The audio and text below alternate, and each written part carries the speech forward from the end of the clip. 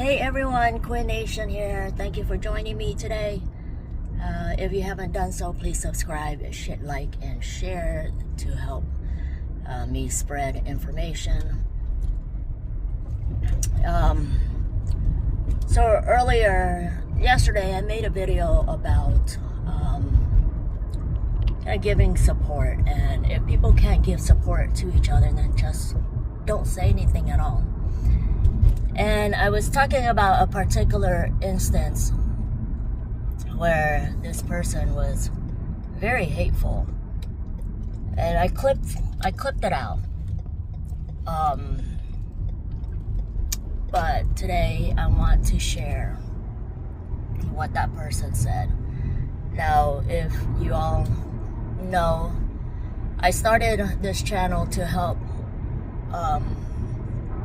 kind of share information to other women who have or are experiencing starting their breast cancer journey, and or maybe help other people who know somebody who is starting their breast cancer journey. And while all of our experiences are different, there are a lot of similarities. For example, people in our lives who don't know what to say and end up saying the wrong things because they think to them it's right, but it's actually very hurtful.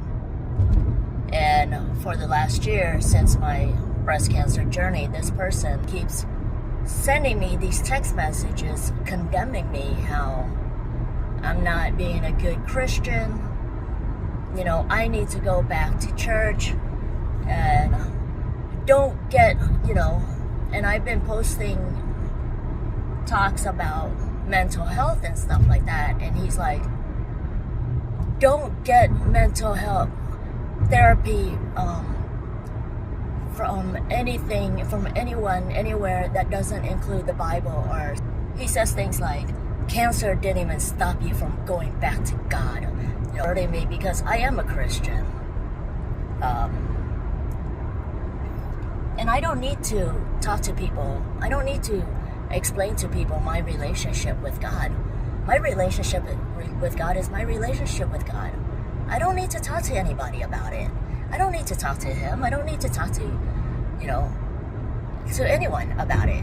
But a lot of people know that I am where I am. And I have said this many times. I have a wonderful life. I have a great life. And because of God, even through cancer, I thanked God.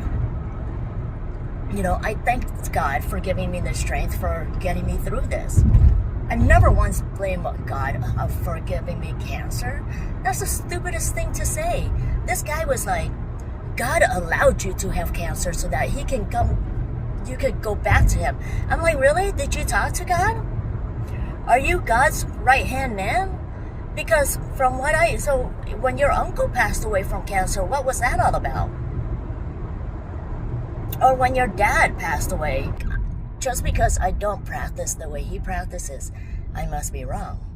Well, some people, including this person, has forgotten about where Jesus said, don't cast stones.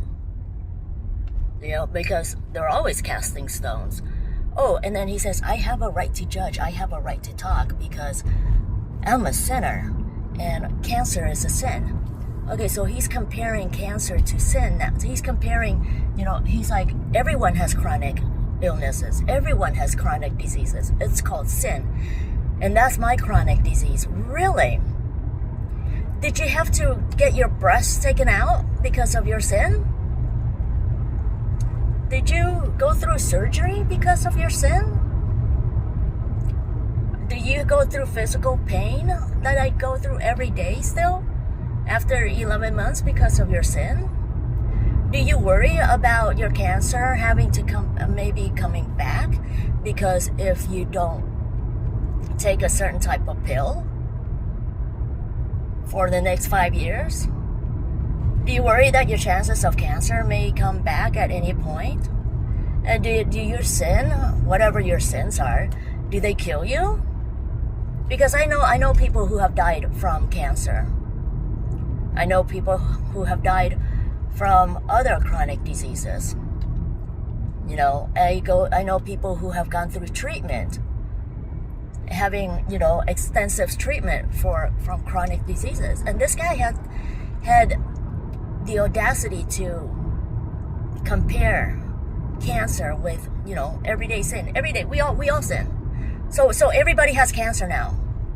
So everybody's just going through the same thing as any cancer patient. Did you lose your hair through this sinning journey? And because I know people who have lost their hair. I know people who are fighting for their lives, who have it worse than me. And this guy dared to compare his sins to cancer.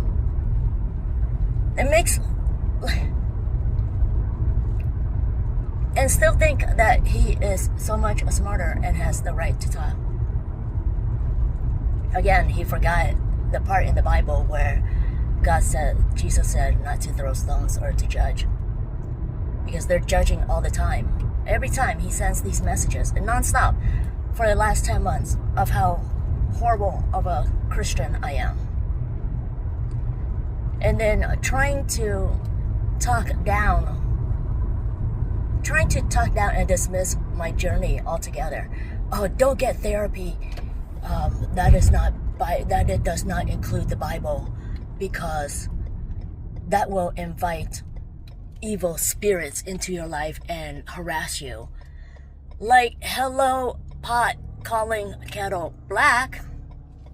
You are the evil spirit that is harassing me. Like, do you not know you are harassing me? And every time you text me with these harassing comments, people have no idea that, you know, you can... The way you say things, you know, could be hurtful. It could give people anxiety. You know, it could put people in a different state of mind. And, you know, and then at the same time telling me, oh, you shouldn't stress, you should try to be happy, you should meditate, blah, blah, blah. And in the meantime, they're sending me these text messages thinking that they're helping me, but they're adding on to the anxiety. It blows my mind. And he went on to tell me how cancerous I am, how cancerous my soul is. And before God allowed me to have physical cancer, I already had internal cancer or spiritual cancer. And I have such a cancerous soul.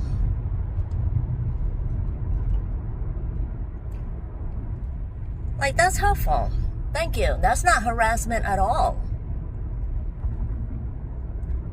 These people who talk like this, they think they're doing God's work. And you know, just like the people who harass you on the streets about people harassing other people on the streets about being homos or trans or something like that, it's all harassment. You're actually spreading hate, not love. And that's my opinion. You don't have to agree. But the people who go outside and condemn other people for who they are, one, they're judging. What about one? You're judging. You forget, you know, the passage in the Bible about throwing stones. You forget the passage in the Bible you forget the 10 Commandments about loving your neighbor. For whatever reason, you forget those two things and you start judging and you start condemning people for who they are. Like, how does that make you right?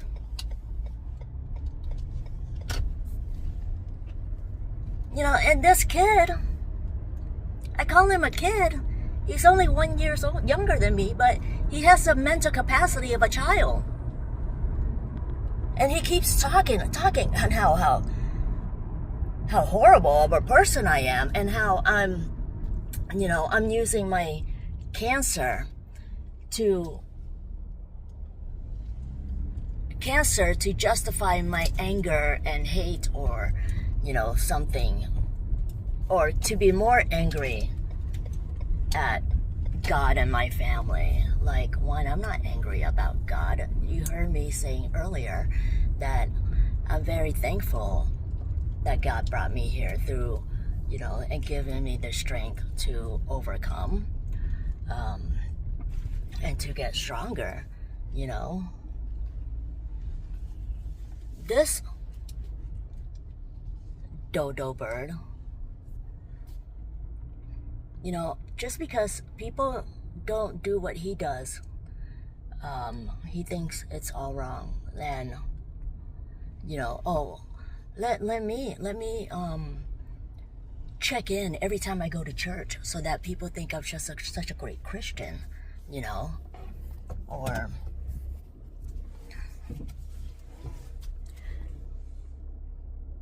and yet his next post would be like, trans is wrong. If you're not, God created man and woman. God didn't create homos. God didn't create trans. All doctors are like, Quinn, you can't get back to normal. You probably won't get back to normal until probably another year. And one doctor, my surgeon, said, you may not get back to normal until another 2 years because you're too active. In the meantime, the uneducated people are like, oh, you look fine now, so you're back to normal. Once you have surgery, you're back to normal. Yes, once they cut my breasts out, I'm now back to normal. And this kid keeps harassing me, and he thinks I'm the problem. I'm the problem because I had cancer.